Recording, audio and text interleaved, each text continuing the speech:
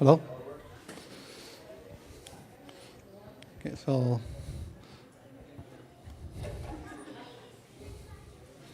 if you are watching us online, please come up and we'll start now with Ahab. This is a mini series about the service of life of saints. We started by St. Abraham, Bishop of Fayoum, St. Mary, and then we'll end with Archdeacon Habib Girgis, and then we'll start the new curriculum soon. If you remember, the last year we started by talking about adoption, who is the servant, who is God, who is the church, and then we have educational series and a couple of practical series, and then we'll talk about, we'll end the year technically today with Archdeacon Habib Girgis. His feast was the day before the Feast of St. Mary, so it's good to remember. Thank you. Okay. So as Sharif said, we're going to talk about Archdeacon Habib Girgis, who is the patron saint for the servants class. What's interesting is, if I told you that the Coptic Church, maybe 150 years ago or so, what it looked like, you probably wouldn't believe it. And if you were to take people from the Coptic Church 150 years ago and tell them what the Coptic Church would look like today, they probably wouldn't believe it either, because it's very different. And I think that they would probably be shocked at the transformation. There's no one single person that's responsible for that change, but you can sort of see the power of the Holy Spirit present in certain sort of key individuals who helped to guide the church through some turbulent times, and then who also had the vision to see sort of this potential for a very strong church in Egypt that was reminiscent of the Golden Age. But to really understand the impact that people like Archdeacon Habib Girgis had, I just want to take a look first historically at what Egypt looked like at that time in the 19th century, because I think that's what really sets the stage for his work and for his legacy. It's sort of hard to pinpoint a single event or a single thing that really triggered everything, but it's going to sound kind of unusual. But I'm convinced, after having read a lot about this, that the person that triggered all of this, anybody who knows who this is? Napoleon Bonaparte. You're saying, what does this have to do with Archdeacon Habib Girgis? Stick with me for a minute, I'll tell you why. Napoleon had this certain fascination with Egypt that went beyond sort of what other sort of conquering figures had. He launched the Egypt expedition, is what it's called in history, in 1798, so end of the 18th century, so that he could conquer Egypt and then undermine Britain's trade routes to India. Now, obviously, a very beneficial military move if you're trying to establish French dominance. But what was different about this conquest of Egypt versus others was that he brought with him some 150, 160 scholars with him, scholars and scientists and artists and engineers, what he called savants. And what they did when they got there is they meticulously documented a lot of Egypt's ancient history and monuments and sort of people and culture, and they put into this big volume that they published at the beginning of the 19th century. It's actually because of them that we discovered the Rosetta Stone. Anybody knows what the Rosetta Stone was? That's how we were able to decipher hieroglyphics, because before that, people didn't really know what hieroglyphics looked like, but this stone had on it hieroglyphics, it had Greek, and it actually had a form of Coptic or a precursor to Coptic. So using that, they were able to figure out hieroglyphics. Point is, it led to the French occupation of Egypt, and as that relates to the church, it had a couple of key things. One, it weakened Ottoman isolationism. So the Ottoman Empire ruled over Egypt, but now it sort of opened up Egypt to like the West for the first time. And it sparked a certain European fascination with Egypt, right? Not just from an academic or scholarly standpoint, but also from a religious standpoint. And this is where it becomes relevant to us. Because it was at this point now that you begin to see missionaries from the West coming into Egypt. And believe it or not, the missionaries from the West coming into Egypt is probably what triggers a lot of this transformation in Egypt. So you have missionaries. The first group was an Anglican group of Anglican missionaries. So this is from the UK or from Britain, and it was a group that was collectively called the Church Missionary Society, or CMS. When they came to Egypt to evangelize, they actually tried to first evangelize and convert Muslims to Christianity. But as you can imagine, they had difficulty doing that, okay? And there's a lot of rules and laws in place that would prevent them. Now, they tried to do other things like opening hospitals and schools and things like that, but they weren't really able to offer religious education and catechism to Muslims. So instead, they actually turned their attention to the Copts, okay? Because at the time, and this is like some of the accounts that have been recovered from missionaries' perspective of what the Coptic church looked like at the time, they described the Copts as poor, generally ignorant, very superstitious. That's sort of what the church looked like at the time. And that particular group suggests that they weren't even trying to convert them necessarily to Christianity as much as they were trying to, not convert Orthodox Christians to Protestantism, but rather just trying to, in their words, recapture an uncorrupted Christianity and resurrect it in this primitive church, this wondrous primitive church that was faithful to the teachings of the Scripture. So they were basically trying to inspire the church to be the best version of herself. Okay. Now, some of the church leaders were still quite apprehensive of this group because they felt like, they were just trying to kind of convert them to Protestantism. Others, though, that message resonated. They said, you know what? Yeah, the church is kind of weak where it's at. We need to make this church better. And one of the people that it resonated the most with was Pope Cyril IV. Okay, we oftentimes like to think of Pope Kyrillos VI. That's the one that we know. But Pope Kyrillos IV actually is known as the father of reform, or in Arabic, it's Abul Islah, I think is how you pronounce it. But he had a very short throne. It was 1854 to 1861. It's only like 7 years or so, not a long time. And yet somehow, in that short time, he sort of combined spiritual revival with like education and educational reform and social reform. He established schools, including one of the very first schools in Egypt to educate girls. That was one of the sort of very novel at the time. And one of the other big things of his accomplishments is that he brought the second printing press in Egypt. He brought it from Europe into Egypt, the printing press. And the story about the printing press is funny, is that when it came on the train, he wasn't able to be there. I think he was traveling at the time, but he sent a group of priests and deacons to go receive the printing press from the train, and in their like priestly vestments, and they were dressed up and singing hymns as they escorted it to the Patriarchate. Basically like a zephyr through Cairo just to bring it to the church. And he himself said that had he been present, he would have danced before it as David danced before the Ark of the Covenant. Now you might think it's a little bit extreme, right? But Pope Kyrillos saw in it a very key instrument in the education of the church. In it, he saw the possibility for printing like liturgical books. He saw the possibility for catechisms for teaching the faith, theological compositions, Arabic grammar. He saw education as a way to transform the church, and he saw the value here, right? Now, he comes a whole generation before Habib Girgis. Like Habib Girgis comes, I think he was born in 1870s or so. So this is before him. But he really sets the foundation for what Habib Girgis will ultimately go on to accomplish, okay? Now, he died young. Pope Kyrillos died at the age of 45 under what some people think is maybe some suspicious circumstances. Some accounts suggest that maybe the government might have even poisoned him because they didn't like the reforms that he was introducing. Because he died very shortly after a visit to them, or like maybe during the visit, I can't remember. But there's no hard evidence for that. But regardless, his role in future reform was extremely important. There was another pope right after him, but the next sort of main figure is Pope Kyrillos V, okay? So we have Pope Kyrillos IV, and then we have Pope Kyrillos V, and he actually was the longest reigning pope in Coptic history. He reigned for some 53 years or so, from 1870s up to the 1920s. Okay, so a very long time. But he followed in the footsteps of his namesake. He also sought to reform the church. And what's interesting is about during his reign, there were more missionaries that came. These weren't Anglican or British missionaries. Rather, these were actually missionaries from America, okay?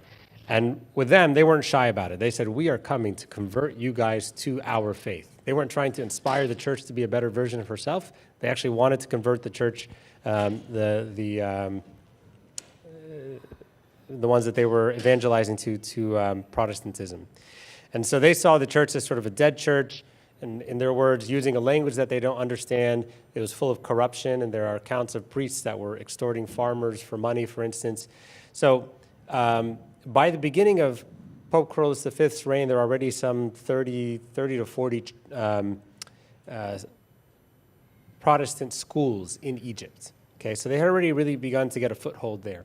They printed their own Bibles with their own translations of the Bible, and many began to be attracted to the Protestant church. In fact, in 1865, they had maybe 70 members. By the end of the 19th century, so like 1898, 1899, by that point, they had over 5,000 members, including priests and church workers and things like that. Yeah. This is how Protestants started in Egypt? Yeah, so the Protestant movement in Egypt started in the 1850s. I guess 1820s is when the Anglicans came, but then 1850s is when it really started to begin to see members into the actual church. So that was definitely a more recent movement. Now, it's interesting because they wanted to convert, but as a response to it, there are leaders in the Coptic church, including Archdeacon Habib Girgis, who said they're right, in a sense. They're right that we need to be sort of a better version of ourselves. But instead of converting to Protestantism, they said, let's resurrect this Orthodox faith, which at the time was not as strong as it is, I think, now. But it was into this milieu that Archdeacon Habib Girgis was born. He was born in 1876 during the reign of Pope Carolus V. And you'll see in a little bit how Pope Carolus took him under his wing as sort of his disciple. And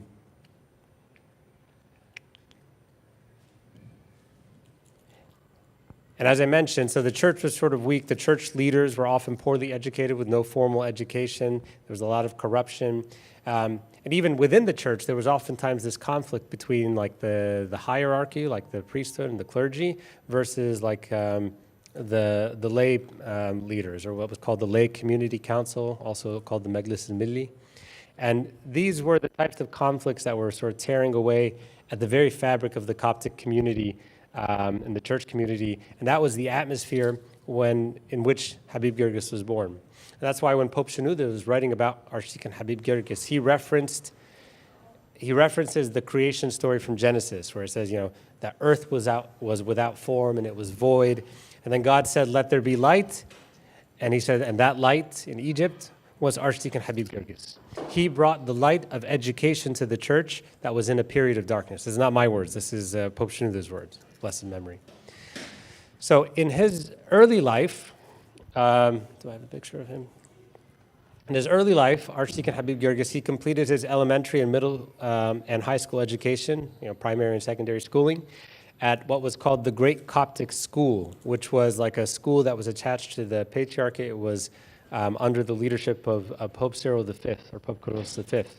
Now, this really only provided secular education. It's just like, K through 12 kind of education.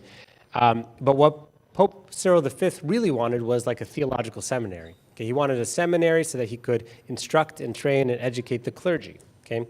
And so he did that. Pope Cyril V opens up a seminary, 1893, and Habib Girgis was one of the first people to join that seminary because it just timed right that he was right at the age that he could join. Now, oddly enough, for the first 4 years of this seminary, there was no religious education, no religious schooling at all, okay? No theology.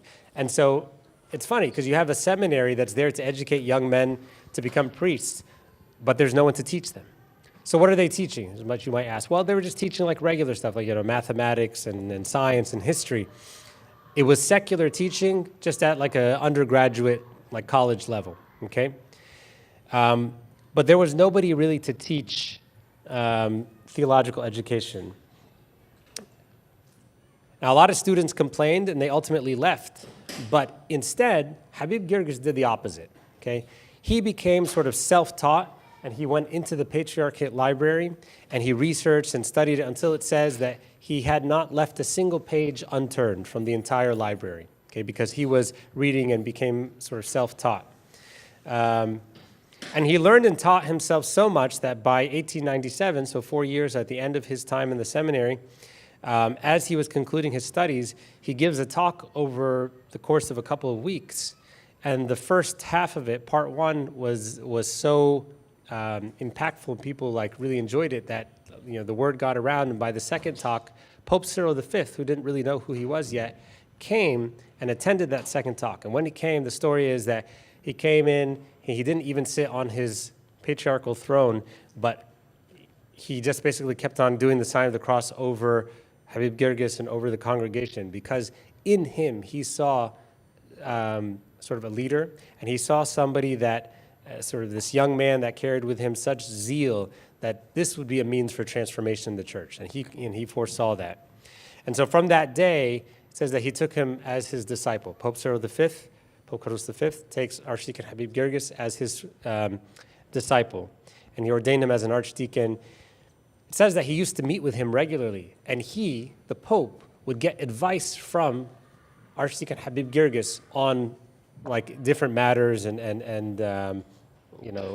ecumenical matters. He sent him as a delegate to Ethiopia and Eritrea, and Archdeacon Habib Girgis remained celibate his whole life, and he devoted his life entirely to the service. Now, we often think of him as like a lay leader, right, or a lay scholar, like he wasn't clergy. But it's funny because he actually himself didn't necessarily see himself as that way. One quote that I found said that, he said, "After a ministry of 35 years in my church, one lesson I did not yet discern. I did not know that until now I was not considered among the men of the cloth."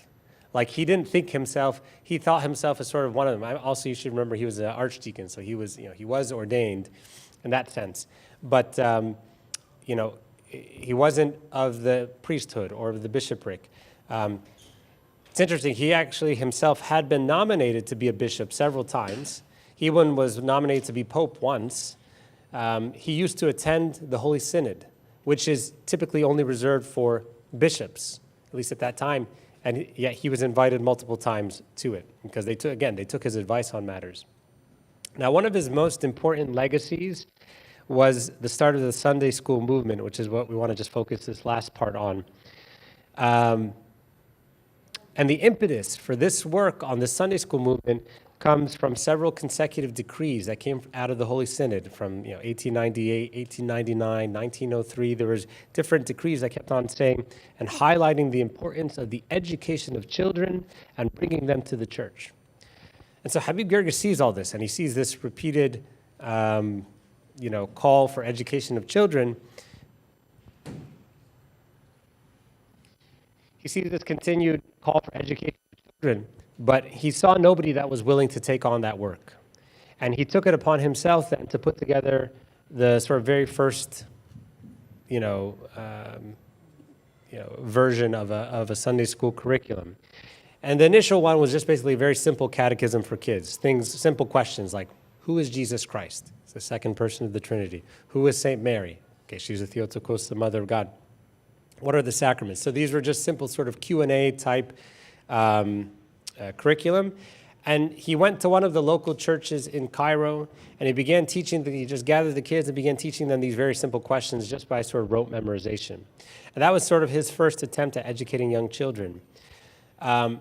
But then his techniques advanced because he realized, hey, maybe this isn't the best way to connect with the children. So he himself actually began to study child psychology, and he even developed multiple volumes on the topic that he would disseminate to teachers so that they could learn and understand the psychology of each age group. He had a book for like grades 1 through 3 and grades 4 through 6 and things like that, so that they could know how to deal with them in ways that were specific to their age group. Okay, what are the lessons that are appropriate for each age group? What are the activities they can do? And then from there, he began to study more and more and develop dedicated curricula that were based on these studies in child psychology. And it allowed him to tailor the lessons more specifically to different age groups and kind of provide just like a holistic approach such that each child could really digest the material according to their stage in learning, right? He gave special attention to educating women He furthered their education and helped with enabling schools that would educate young girls. He also used to write hymns using Coptic tunes from like the Tazbaha, for example, but offering additional theological teachings so that you could instill in the listener this like Orthodox doctrines. There was another thing that mentioned that he used to print pictures that would depict like a biblical story, and then on the back of that picture, he would have the story of that, particular account. And then he would distribute it to kids so that they could collect them, and then they would have the story for themselves. The closest example I can think of is like the bookmarks that we have. Like here, how there's bookmarks for all the different saints, and we have the story in the back. It's very much Archdeacon Habib Girgis did. He also gave a lot of attention to sort of remote villages and developed a program to help evangelize in these small villages. And he learned that in these villages, that there were a lot of Copts who were Christian only by name, but they had no real knowledge of who Christ was. Okay, they rarely ever attended church. They rarely ever partook of communion. And in some cases, honestly, actually, some of them weren't even baptized. Like you would have cases where there'd be some family members that were baptized, others who were not, or they didn't even know if they were baptized or not. So there was just this situation where there was a lot of work to be done. And so he used to go every summer and lead just an army of university students to go and share with them simple things like, just an icon of Christ or some of the writings from the Bible. Even though a lot of them were illiterate, he also sought to teach them how to read and write so that they could receive the word of God.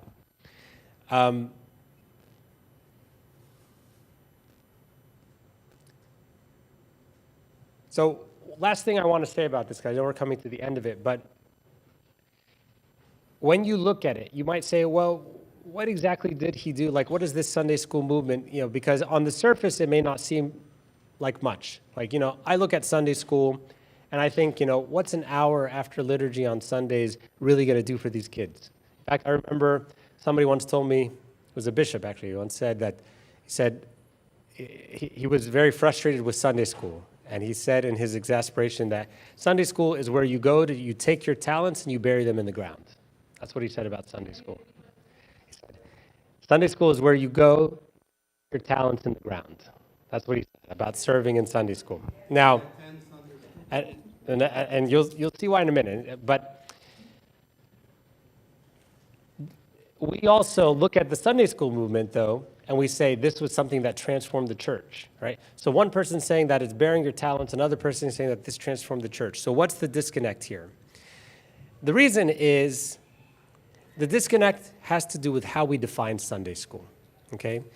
The term Sunday school or Madaris al-Ahad, it's honestly, it's a misnomer, okay? Even if you look at many of the original founders of this or disciples of the movement, they didn't actually like the term Sunday school because it was sort of reminiscent of sort of the Protestant initiatives, but for lack of a better term, it stuck, okay?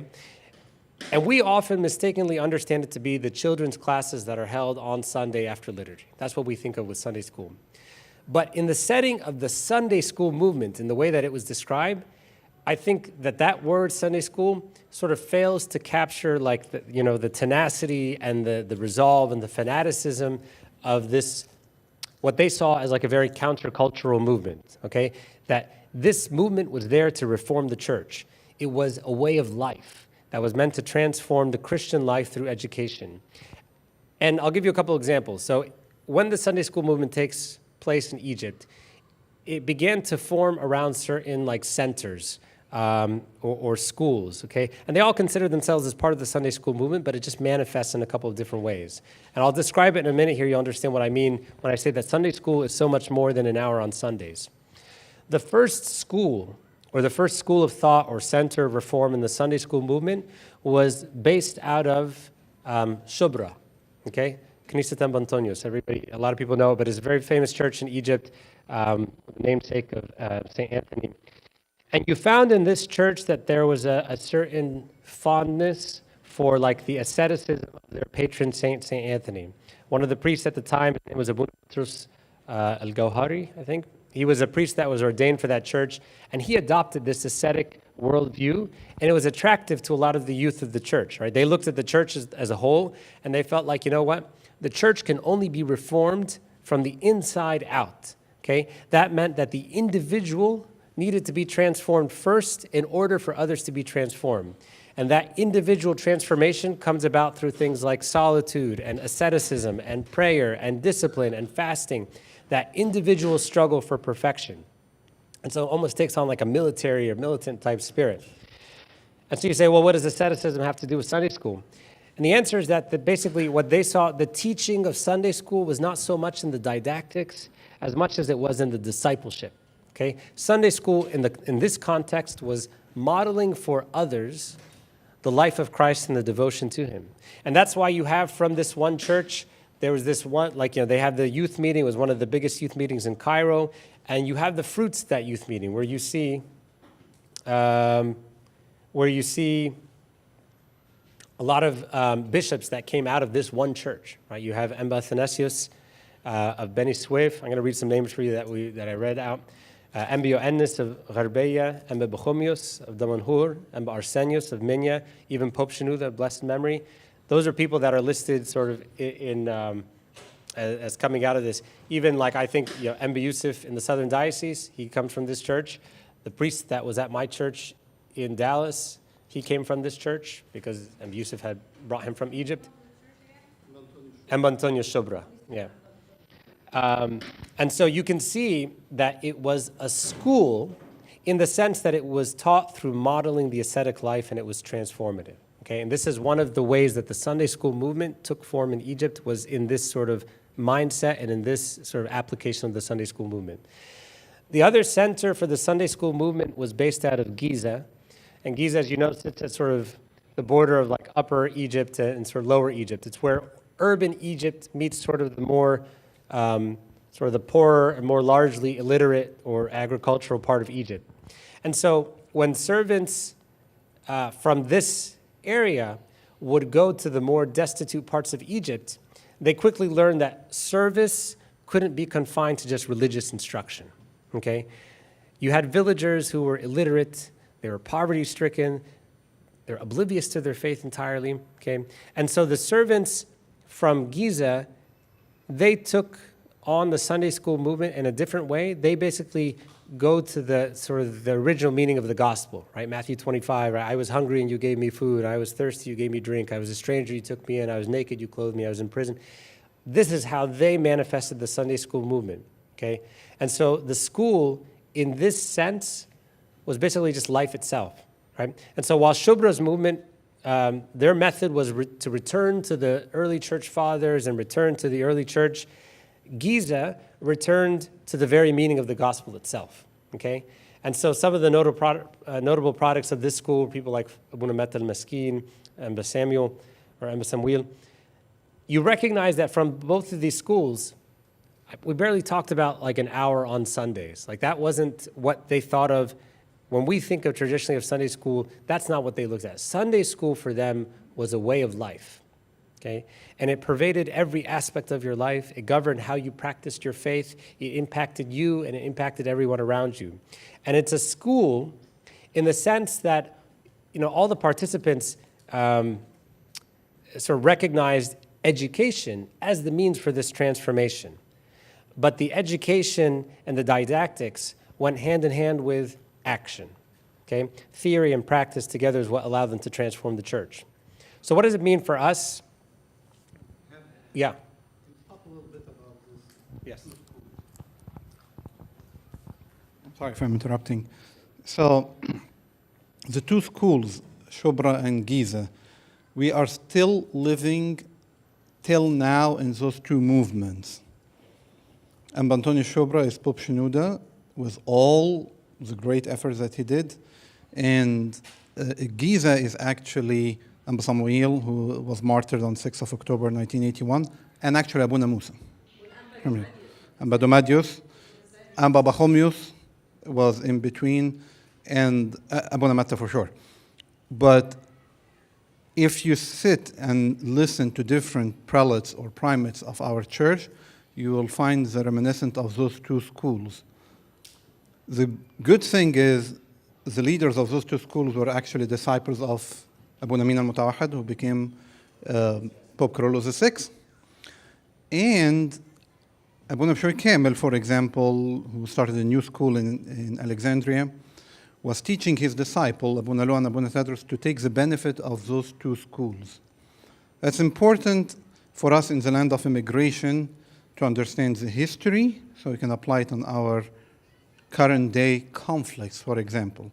Something as simple as, should kids come to Vesper wearing a short or no? As simple as that. To major decisions in school, in like festivals. Should we have festivals in church, or should we build new churches? How we ordain priests, how we nominate priests. It all stems from this kind of dichotomy between the two schools. And I'm not sure if Heb would mention or not. The very last efforts of Saint Habib Girgis to trying to reconcile those two schools. I'm not sure if we need to reconcile or no. Yeah, sorry. One thing also like Habib Girgis did is reduce Sunday school to girls. Yeah. Yeah, was something new. I just missed the point. What's the main difference between the two schools? I think of the difference as one is more of returning to the life of the early church, like asceticism and Bantonius, like kind of taking on an inside-out approach, like returning to theological instruction and almost like the mysticism of. Well, the other one, so one is more like ascetic, and the other one I think of as more like action in terms of helping people who are sort of poor or illiterate or don't have, means to resources. Different needs, yeah. Think of it as like nuns versus consecrated sisters. I don't know. Yeah. Like that, right? Like the nuns are contemplative and Praying for the world, ascetic and in the world. They're not out necessarily. serving the world, yes. Consecrated servant is consecrated, but Yeah. they're not out serving. I mean, Yeah, that's a good way to, absolutely, yeah. I was referring to the impact of those two ways of thinking on the 21st century conflicts that we have in the church here. For example, if you ask my opinion on church festivals, for example, would be very different than other opinion on church festivals. As broad and as simple as that, and in everyday decision in our church life. The question is, should we have a unified view, or should we enjoy the different views? Yeah. No, I mean, it's right. And what I would want to just sort of finish out with is that we are products of this tradition and this history. Like, we wouldn't have the church that we have today if it weren't for people like Habib Girgis and other countless. And we didn't even talk about Pope Kyrillos, as Sharif mentioned, that a lot of these leaders of the movement were under the spiritual guidance they found in Pope Kyrillos as their father of confession, And he himself, while Pope Kyrillos is not a product of the Sunday school movement, but he had the wisdom to sort of guide them through it. And even though he had confessors that were from both of these sort of types of schools, he guided them and sort of encouraged them. And then, we are products of that tradition. And so it's just basically, it's incumbent on us that we carry that tradition and that we don't become complacent or lazy. We can't look at Sunday school. We need to stop looking at Sunday school as a once-a-week endeavor, okay?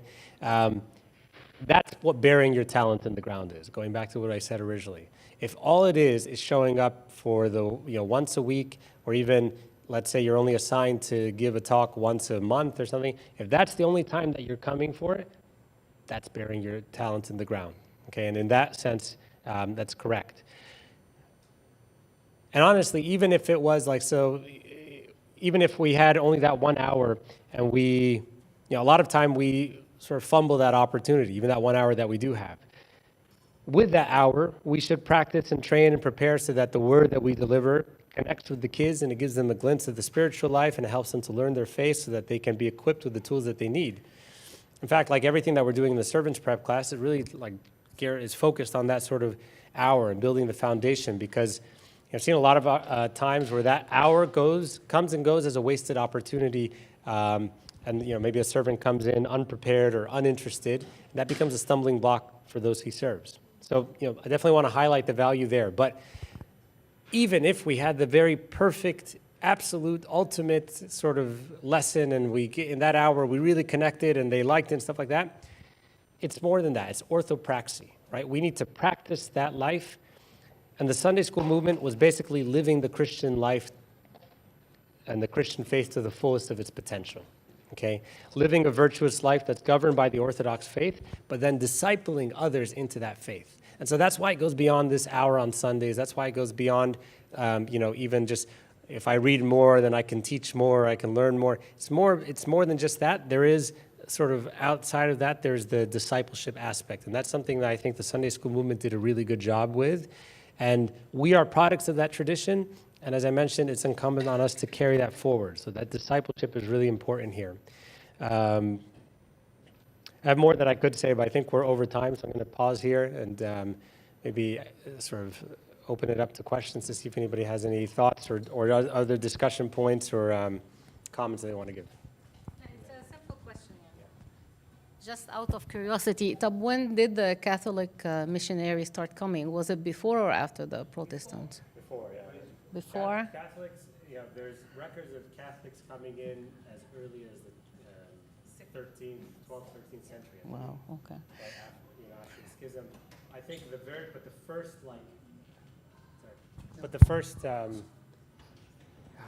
the first time that they actually had a clergy from the Catholic Church in Egypt comes sometime in the 18th or 19th century, I think. The birth of the Catholic Church in Egypt has a sort of interesting history. In the 12th century with the Crusader. Yes, We yeah. have a Catholic bishop of Damietta who forcibly So that's out of topic, but in the Crusader, they brought clergy from Rome or from the Latin Church, and they forcibly converted Copts.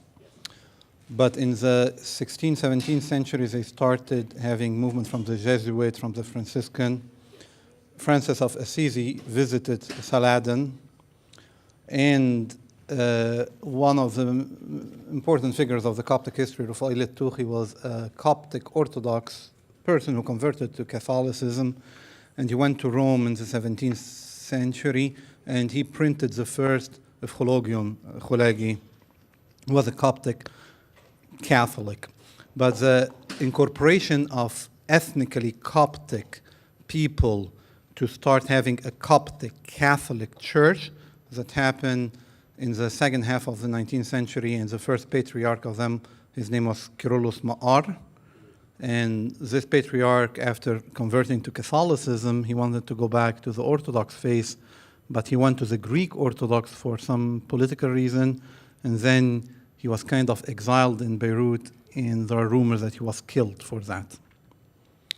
By the way, the rumor, Pope Kyrillos IV, the rumors or the thought that he was killed because he was about to have a full union with the Greek and Russian Orthodox Church, and he introduced, you know the story, introduced hymns from the Greek church like Christos Anesti, Tonsina, many other Greek hymns that were introduced in his time. So, but the mission as we know it, the schools, the hospitals, the French missions, the Italian missions started with Napoleon, or a little bit before him, but Thank you. I grew up in a church where we have the picture of Habib Girgis في الكلاس بتاعنا. Yeah. They will never talk about him because he was not sent at that time.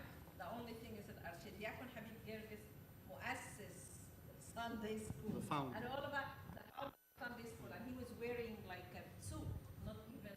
Yeah, there's another one with a This was the suit. picture in our I remember in sixth grade class, and it's like, oh, this is the founder of Sunday school, but no one ever told his story. So and all of us like curious.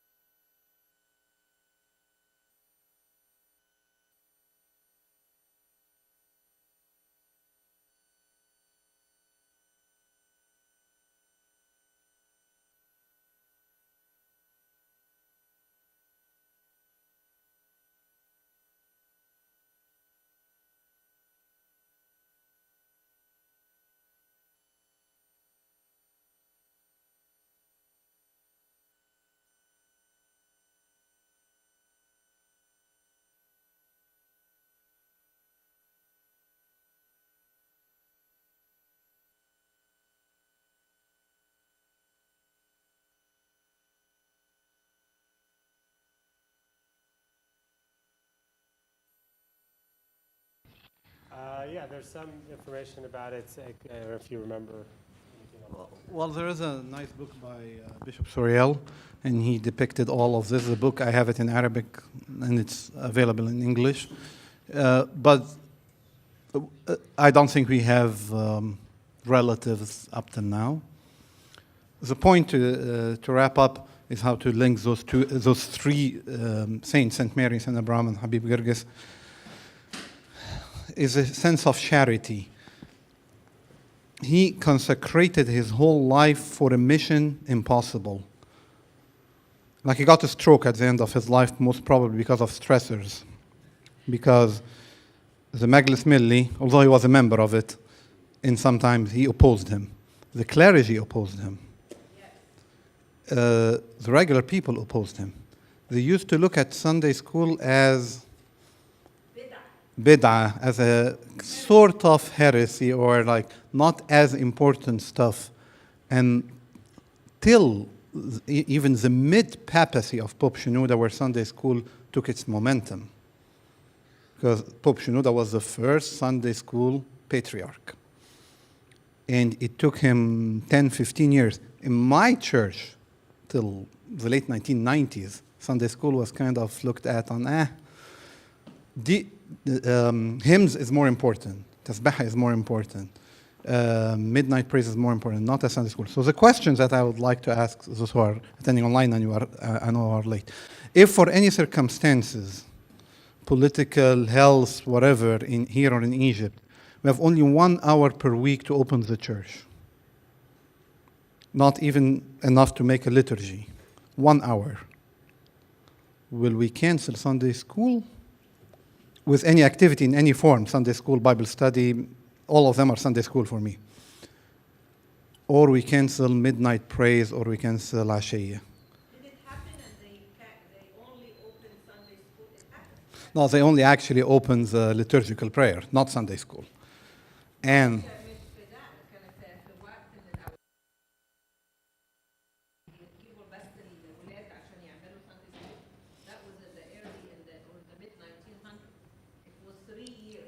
I'm not aware of this, but for example, during COVID, during the era of terrorism, 1990s in Upper Egypt, Sunday school was canceled, but liturgical prayer were not canceled. However, for kids, I think, I might be wrong, Sunday school should remain, and then they will learn to do liturgical prayer later on. But that's my opinion. Thank you, Ab. It was amazing, and sorry for being late. We'll have the schedule for the next few weeks. We'll talk about education more, and we'll have, we shared on the group the multiple retreats, the men retreat, the women retreat, and the servant retreat. And sorry for being late. How we reserved for those retreats one more time. Okay, I'll send the links. Yeah, okay. On the And you prayer. mentioned Sunday servant retreat. Yeah, the details to follow.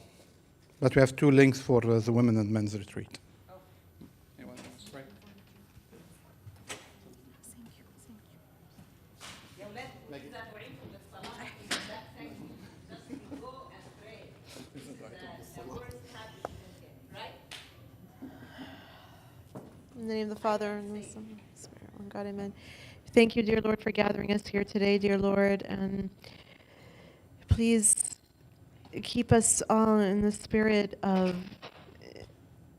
always growing and learning more, dear Lord, learning more about the service. And I know one thing I learned today that I need the reminder over and over again is that Sunday school is not just 1 hour every week, but it is more than that, dear Lord. Please teach us what it is and instill in each and every one of us the spirit and the motivation to want to grow more, to learn more, and to serve your children more, and to serve everyone in the world, no matter where we may be, dear Lord, at home, at work, anywhere we are in the world, that we may be the salt of the earth, dear Lord. And please help us to focus more on our spiritual lives, to focus more on learning about you, to learning about your saints like Saint Habib Girgis. And we ask for his intercession and to hear us as we pray to you together. Our Father who art in heaven, hallowed be thy name. Thy kingdom come. Yes, it is. Evan, give us a student.